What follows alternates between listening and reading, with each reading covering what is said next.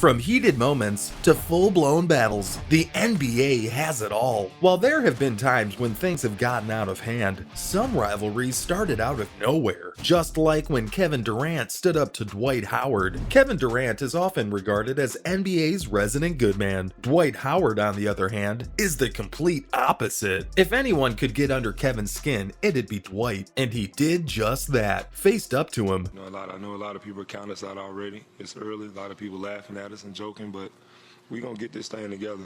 Kevin wouldn't back down, confronted him, and told him and all of his supporters just what he thought of him. And we actually see this a lot. NBA stars aren't really known to back down. And even though he's known as the good man, I didn't like anything that went on. I feel like it was all unnecessary. I feel like we could have just kept playing basketball. there have been more times when Durant has lost his cool, just like when Carmelo Anthony claimed Durant went too far with his trash talk. Over the years, Kevin has had a few instances where his trash talking went too far, and one time he really got under Carmelo Anthony's skin. Now, Carmelo's a tough guy and can usually handle a bit of teasing. We just didn't get it done. I think that's the only way I can put it, is that we didn't get it done and we didn't meet those expectations. But this time, Kevin crossed a line. He insulted Carmelo's wife, Lala. Apparently, Kevin told Carmelo that Lala tasted like Honey Nut Cheerios. Most would agree that it was taking things too far. I mean, you don't mess with someone's partner like that. It's important to remember that what might seem like harmless teasing to some can actually be really hurtful to others. It's always a good idea to be mindful of other people's feelings, even if you're just joking around. And I believe if someone isn't mindful, in the NBA at least, which he had the first two games, but not the case in Milwaukee. Beautiful crossover by Durant and puts it home.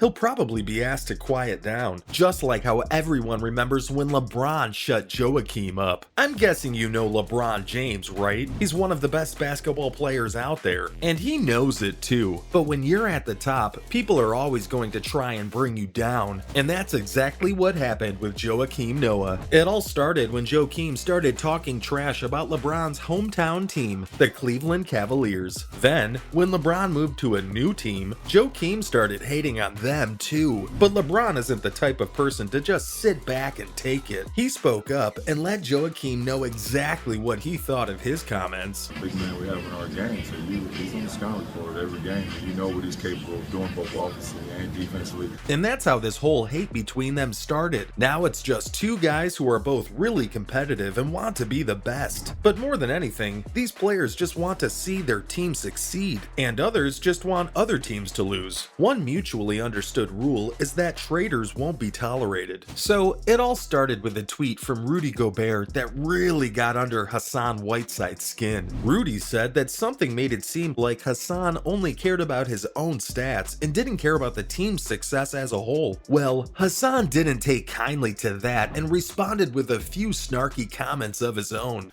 And, as many Hall of Famers came through here, being a part of that group will definitely be something.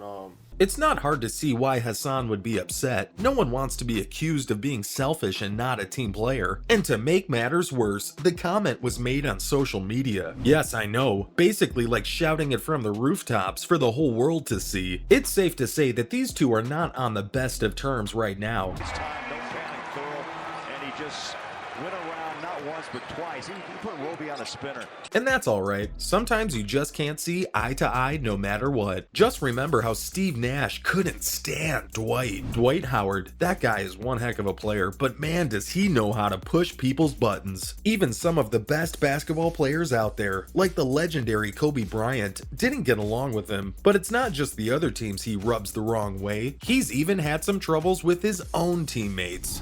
But it's just happening too often, and it's always over the ball instead of over defense. Remember Steve Nash? They just couldn't seem to see eye to eye. But their time together was short-lived because Dwight left for Houston pretty quickly. It's just a shame that his talent on the court sometimes gets overshadowed by his, let's call it, colorful personality. Talking about colorful personalities, have you ever heard about Javaris Crittenton? This guy has a pretty shady past. I mean, if you take a look at his criminal record, it's pretty clear that he's not the nicest person out there. He's done some really terrible things. Named in this proceeding that the defendant is to turn in his passport. And as if that wasn't enough, he's also had some serious beef with Gilbert Arenas. Apparently, Gilbert owed him some money from a gambling debt, but he refused to pay up. This led to a tense situation between the two of them, and they almost got into a fight in the locker room. All in all, it's safe to say that Javaris Crittenton is not someone you want to mess with. Talking about messing with people, remember when Delonte West was messing around with LeBron's mom? Wow, can you believe that LeBron James and Delonte West were actually teammates at one point? I mean, can you imagine what it must have been like to be a fly on the wall in that locker room? There's a rumor going around that West had an affair with LeBron's mom. For a minute there in the summertime, I thought I wasn't going to see NBA court again. Which is pretty crazy if you ask me. Some people swear it's true, but who knows for sure? What we do know is that these two definitely don't like each other, and they're always taking jabs at one another. It's definitely not a friendly rivalry, now that's for sure. But you know what they say, there's no such thing as bad publicity, right? I'm sure Shaq and Chris agree. So there are these two huge dudes, and they couldn't be more different when it comes to their personalities. Shaq is this really loud, confident guy who always speaks his mind, while Chris is more chill and relaxed. Back when they played in the NBA, they used to tease each other and make fun of each other all the time.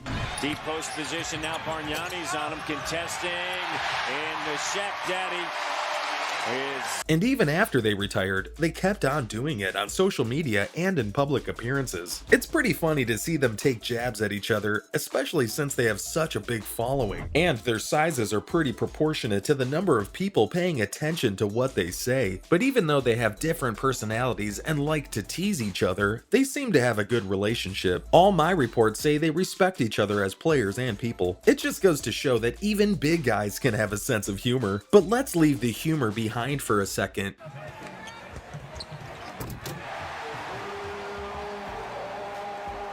This last one was pretty serious. No one can forget the clash of the Titans between Isaiah Thomas and Michael Jordan. Back in the day, Isaiah Thomas was called a villain, regardless of whether he deserved it or not. And you may be wondering, how did that happen? Well, it all started when Michael Jordan was on the rise as one of the best basketball players in the world. With a quick crossover, look at Brian Russell slips.